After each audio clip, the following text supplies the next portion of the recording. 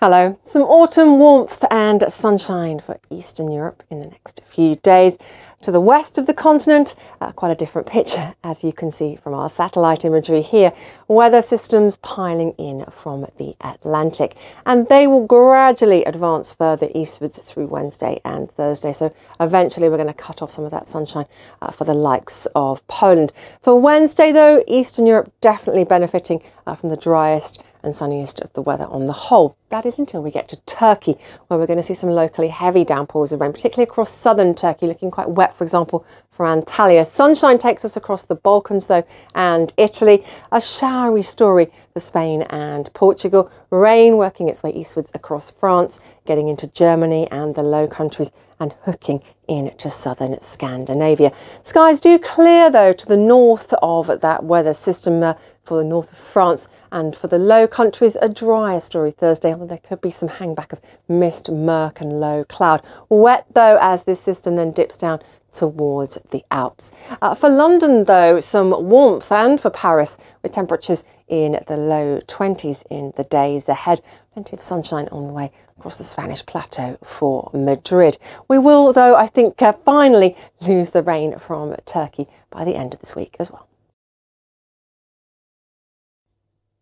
Hello. Hurricane Nicholas is certainly not the most powerful hurricane we've ever seen working its way across the Gulf of Mexico, but it does spell trouble for parts of eastern Texas and for Louisiana for the days ahead, because as it weakens into an area of low pressure on making landfall, it will sit in place, continuing to pull very moist air in from the Gulf of Mexico to this region and dumping an exceptional amount of rainfall. For the likes of Houston, we could be talking about up to half a metre of rain. There will also be a significant storm surge here too. Across the west coast of North America, in comparison, things are considerably quieter. Some showers for British Columbia, the tail end of a weather front swinging into Alberta, somewhat cool to the rear of that system. We've lost some of the intense heat from Southern California and Arizona of recent days. More sunshine to come for California as we look at the forecast for the next couple of days, but a few showers getting in further north to Seattle.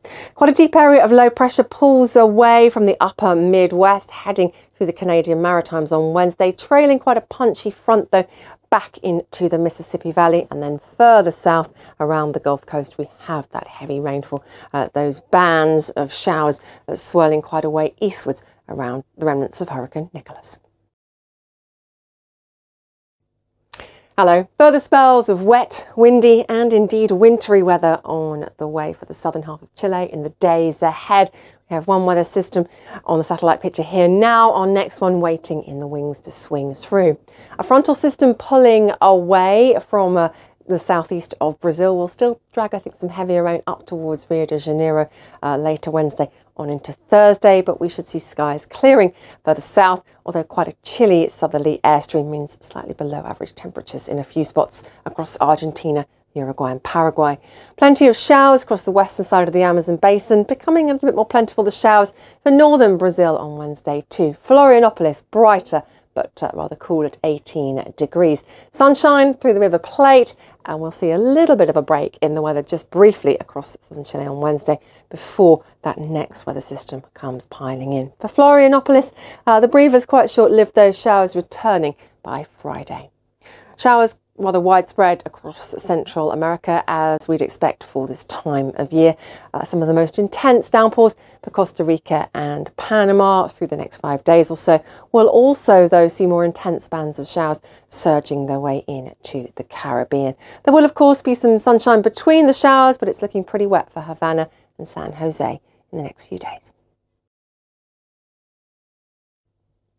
Hello. Some more heavy downpours to come across West Africa in the days ahead, especially for the likes of Sierra Leone and Liberia. You can see one area of showers now pulling offshore into the Atlantic, but another one here starting to brew up across Burkina Faso that will surge through on the same path in the next 48 hours. Hence those rainfall totals keep mounting up.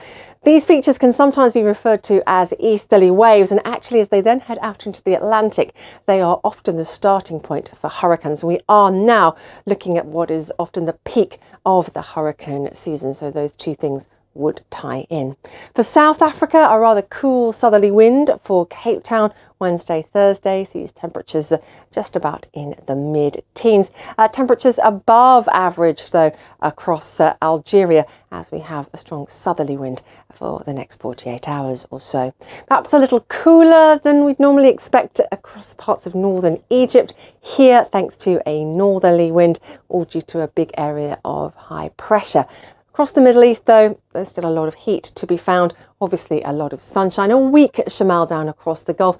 Onshore winds keep the coast of Yemen and Oman rather cloudy. We'll see some heat building again, though, to the north of the region as we look towards Friday and Saturday. 41 in Baghdad. Hello. From our latest Indian satellite picture, we can pick out two defined areas of low pressure that are really dominating the story for India for the days ahead. One that's pushed into the northeast and brought heavy rain to Odisha through the last 24 hours. Another that's coming in from the north of the Arabian Sea that has Gujarat and the far southeast of Pakistan in its sights. These two areas of low pressure are set to combine along a weather trough in the days ahead and bring some relentless rain into parts of northern India. The Indian Met Service is particularly concerned about Gujarat and has issued warnings to that effect. Across the stands, a lot of fine weather, extensive sunshine and warmth building in the days ahead. Temperatures will sit above average to the tune of 4 or 5 degrees Celsius. For Mumbai, the potential for some very disruptive weather, though, through Wednesday, Thursday, I think on into the end of the week. And some of the showers are proving more persistent for the south, for Konkan and Goa, thanks to strong westerly winds off the Arabian Sea. We see the showers also affecting Bangladesh, stretching up into Nepal.